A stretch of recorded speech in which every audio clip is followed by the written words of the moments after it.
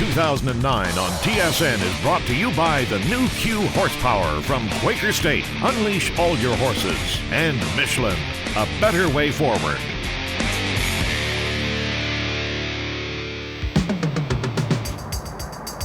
Everybody, and welcome. Yes, that's yours truly 22 years ago. And you know, it's really nice to be still around, not only on TSN, but you know, for Graham, Jim, and Bill, for us, well, as Keith Richards once said, it's just nice to be somewhere, and you never take it for granted. And you know, it's the same with car companies. Year after year, models come and they go. But this week, we're going to check out one of the industry's longest survivors, the Nissan Maxima. Would you believe 28 years? Well, this week we're going to check out the 7th generation of a vehicle that Nissan likes to affectionately call the four-door sports car.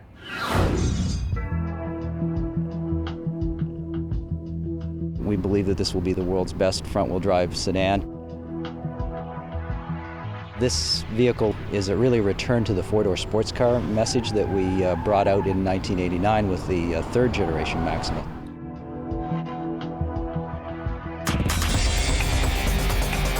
It really returns to its roots, being high performance, great looks, distinctively different from what's in the marketplace today, with, again, a focus on a driver-oriented cockpit.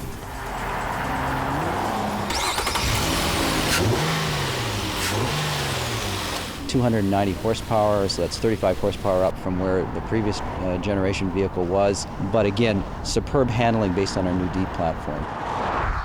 It's also a very, very big departure from where Altima is. The vehicle is a much, much wider vehicle than Altima, about 1.5 inches wider, and the sheet metal and the sculpting of that vehicle gives it a very, very different look in the marketplace. We refer to the design element as liquid motion. So if you look at this is a vehicle with a waist to it. It has a very, very strong character line that flows from the back to front, but also in and out to create a three-dimensional look. This car is quite distinctive in comparison to the Altima. This is clearly a more luxurious, a substantial, and a higher performance car. You know, I'm what they call average height. We get a lot of email from people who are much taller than I am and say, well, what about these cars? Will they fit us? Well, this is Alan. Alan works for the city of Ottawa, 6'4". Hardly average, probably a great basketball player, right? What do you think of the new Maxima? What do you think of the looks of it, first of all? I love it. It looks beautiful. I like the curvy look to it this year. Well, let's see if you can fit in it. Now, we've already moved the seat back. Have a seat. Tell me what your first thoughts are as from a 6'4" guy. I love the interior. It's beautiful.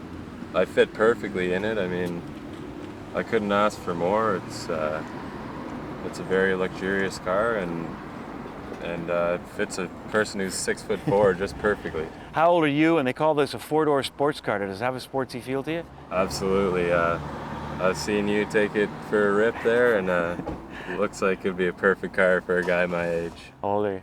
I'm 21. I just wouldn't want to be sitting behind you, Alan, with all due respect. Might be a little tight.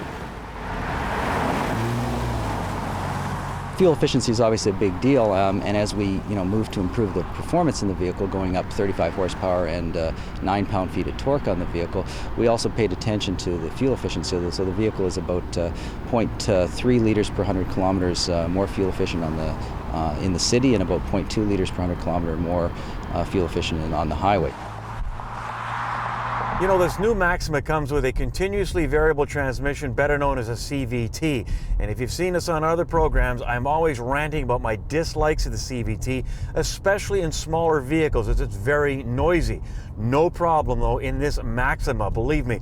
Lots of torque when you're in the automatic mode. It also comes with a DS or Drive Sport mode where you can flip it over and you can downshift and upshift. It also comes with paddles. Lots of torque, lots of power, and it sounds really nice. Now, Nissan has really committed its lineup to the CVT transmission, and although it's taken me a long time to come around, I can understand why.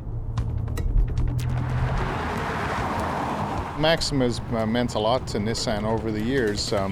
But if you look at the model through each successive generation, they've kind of changed it quite a bit from one generation to the next. And they started out as a family car, and then it became a performance sedan, and then it became more of a luxury car. And so I think for a little while there, it kind of lost its identity, if you will. But now I think they've decided, no, it's going to be a luxury sports sedan. And I think in this iteration, it works the best. This car is a real strong one. It's probably my second favorite Maxima. My favorite Maxima was probably the 1990 version of the Maxima, which was the original four-door sports car. So this vehicle is going to be, I think, equally as strong as that vehicle was. California dreaming? It could be a nightmare. More later on Kenzie's Corner.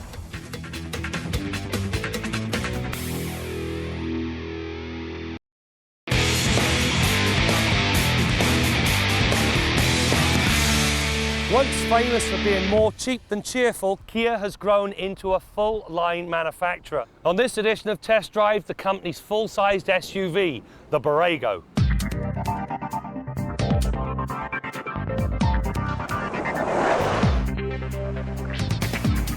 The Borrego, it's named after a bighorn sheep native to Southern California, is a large vehicle that uses body-on-frame construction.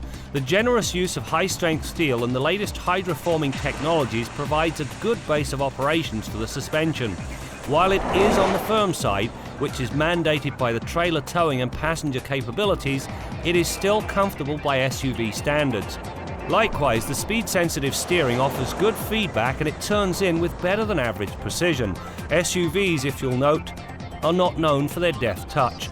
Rounding out the dynamic side are sensibly sized P265 60R18s and a strong set of anti-lock brakes. When you get into the Borrego, you will not be disappointed. If you go with the up-level EX model, you get power everything, including dual power front seats and a power moonroof. You also get full leather and a very nice radio that has a neat trick. Rather than plug an iPod in here and risk having it stolen, you simply put your music collection on this little USB, plug it in, and Bob's your uncle. Now, if somebody rips that off, you're only out a couple of dollars. The 3.8-litre V6 engine is a brawny piece that uses variable valve timing on both the intake and exhaust cams. The result is 276 horsepower and 267 pound-feet of torque. Now, if more is the order of the day, then the up-level 4.6-litre V8 is the answer, as it bumps the output to 337 and 323 pound-feet of torque. This not only brings brisker acceleration and more authority when passing a slower vehicle, it ups the trailer towing capacity from 2268 kilograms for the V6 to a hefty 3402. The V8 also benefits from a 6-speed manumatic transmission. The poor old V6 has to make do with 5 speeds. At the back end of this Borrego, you get a proper Class 4 trailer towing hitch. These backup sensors, now they are a godsend because of the 3 rows and all of the headrest between the driver and what's back here. You also get seating for 7, and it is realistic seating with just a little bit of cargo space. Fold this thing down, you've got a lot of cargo space, and if you fold the second row down, well, you could park a small car in the back of here. There are 2 4-wheel drive systems. The base part-time 4-wheel drive system really only comes into its own in an off-road situation. The up-level EX versions use a proper full-time 4-wheel drive system that comes with the needed set and forget mode. Set it in October and forget it till March. There's also enough suspension articulation, 217mm of ground clearance, decent approach and departure angles, and a hill descent control system that keeps the downhill slog to under 8 kilometers an hour without having to ride the brakes. As a package, it's very good in the dirt. There are 3 things that separate the up-level model from the base car. These 18-inch wheels, turn signal repeaters in the door mirrors, and these running boards. Now, these things are useless. They're not wide enough to be of any help getting in, and yet every time you get out, whatever's on here gets on the back of your pant leg. The Borrego's other valuable piece of equipment is its Eaton G80 lock-in rear differential. As soon as the rear wheels are turning at different speeds, the differential automatically locks, which splits the power evenly across the axle. In an off-road situation, this device is the difference between getting stuck and driving on through. The Borrego also features the needed electronic helpers. Along with the usual stability and traction control systems comes a hill start helper. It holds the Borrego on a hill for about 2 seconds, which is enough time for the driver to get from the brake and over to the gas before the vehicle rolls backwards. This is especially valuable with a heavy trailer on the back end. This new Borrego is a very nice piece because it does everything an SUV should do. It's got plenty of room for 7, and realistic room at that. It's very good off-road, and it'll pull a full-size trailer. But it's ace in the hole, it's affordable.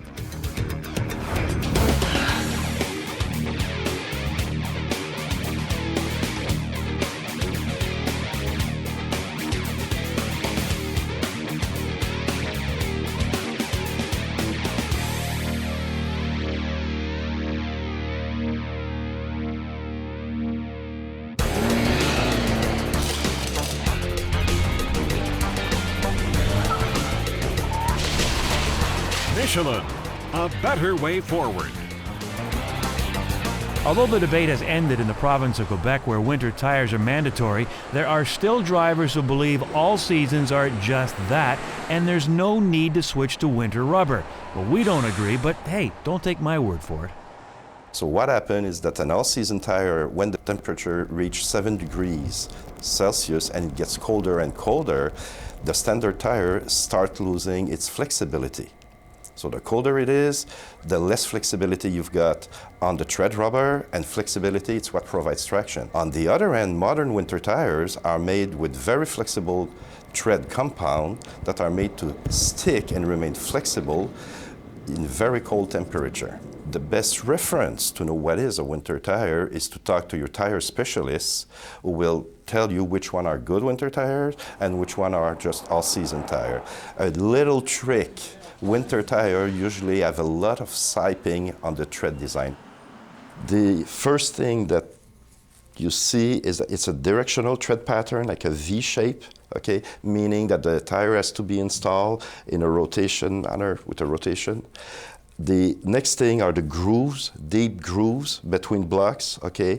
In a V shape in the case of the excise tire to help expel water, slush.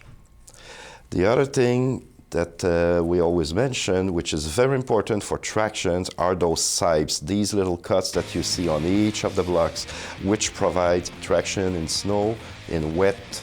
The more you have, the better you're gonna have traction in the winter on snow and ice and good acceleration and braking.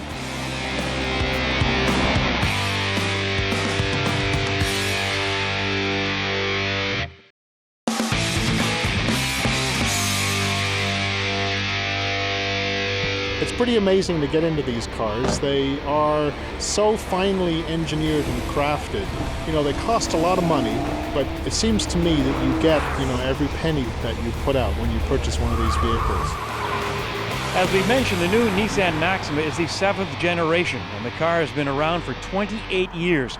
In fact, more than 4 out of 5 Maximas sold in the last 20 years are still on the road today. I'm not sure if that's a good thing or not. Now, will the Maxima be a nominee for our 2009 Car of the Year? Well, check out our website and you'll get the list of all our nominees. And we invite you to select your winners and also maybe pick up some cool swag. And you can get all the details at motoringtv.com. Okay, it's now time to head to the Quaker State Garage and join our nominee for Top Mechanic, or is that Technician of 2009? How about it, Bill? It's definitely mechanic, Brad. Thank you very much. I'm not real keen on that technician term. Sounds a little wimpy, but I know a lot of guys like to use it. Anyhow, we've got some email this week from one of our viewers. Paul Zeidler is his name, and he's asking a question about. He says he has an automatic transmission. He regularly uses the parking brake while parking, even when not on a hill. He seems to remember hearing that doing so is good for the transmission, since the car won't put pressure on a pin inside the transmission. I've tried to convince my wife of this. I don't know the technical details of this theory or where to find info. Is it true that using the parking brake regularly will benefit the life of the transmission? Well, Paul, I think it's stretching it a little bit to actually say that using the parking brake is going to benefit the life of the transmission. However, I think probably what you've heard about was maybe, an isolated case, and this can happen, where somebody has tried to engage park where the vehicle is actually still being slightly in motion. It's rolled away or started to get away on them, and they've jammed it into park while it was rolling. And that will in fact, or can in fact, damage the mechanism we refer to as the parking pawl.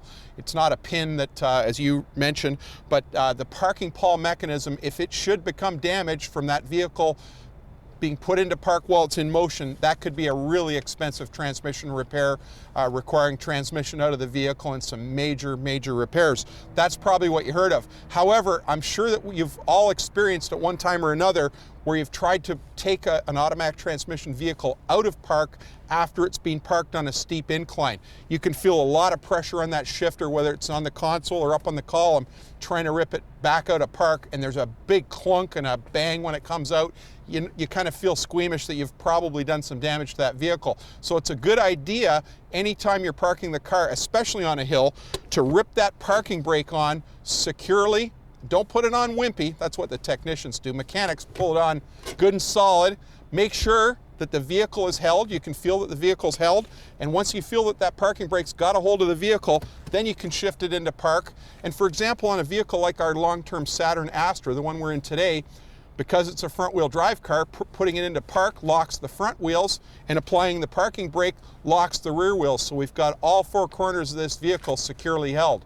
Now we can walk away from that vehicle knowing that it's not going to get away. However, one third thing you want to remember too is that if you're on a steep incline, you want to make sure that you turn the steering wheel so that the front wheels are angled into the curb. Should that vehicle get away, you'll find that information in most driver's manuals, some vehicle owners' manuals, and I know driver's ed teaches it as well. Good practice to make sure that if you're on a steep hill, you've got that steering turned so the vehicle would go right into the curb. That's sort of your third line of defense. Also, make sure that that parking brake mechanism is used on a regular basis, because that mechanism, if it's not used, the cables and all the hardware associated with that will cause you some major problem with your brakes if you don't use it on a regular basis. Till next week, I'm Bill Gardner for Motoring 2009.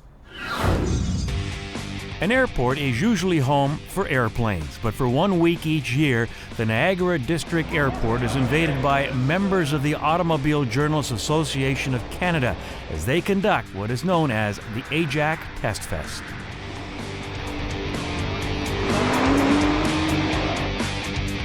We've got 160 cars, 56 entries, of virtually everything that's new, whether it's trucks, cars, whatever.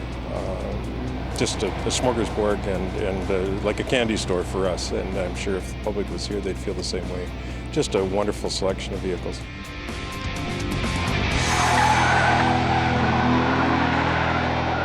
We have 80 journalists, which is a record this year, participating in Test Fest. They're invited to come and participate in the event. They evaluate the cars back to back, which is just something that we just can't do, in our normal routine for doing car reviews.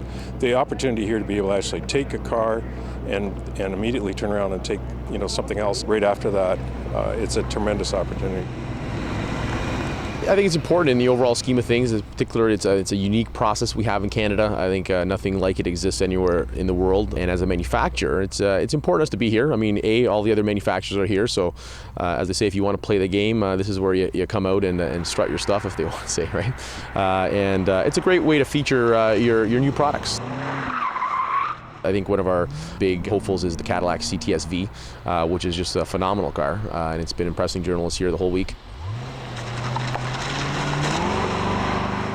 And the other one I think is the G8, which a lot of journalists have been surprised by.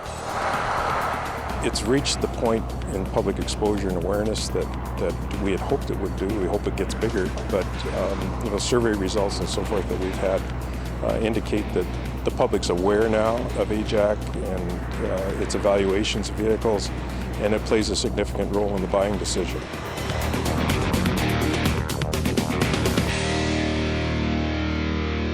Closed captioning on Motoring 2009 is brought to you by the 2009 Chevrolet Traverse Crossover. It's everything you've ever wished for, and then some.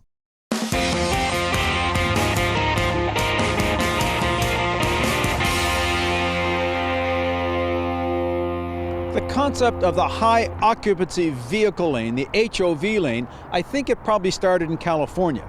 The idea was if you had 2 or more people in the car, you could use a special lane on the highway, and that would allow you to get to work faster. Now, we're starting to see these all over the place in Canada, but I think they should be called HDV lanes, for high danger vehicle lanes, because I think they're scary.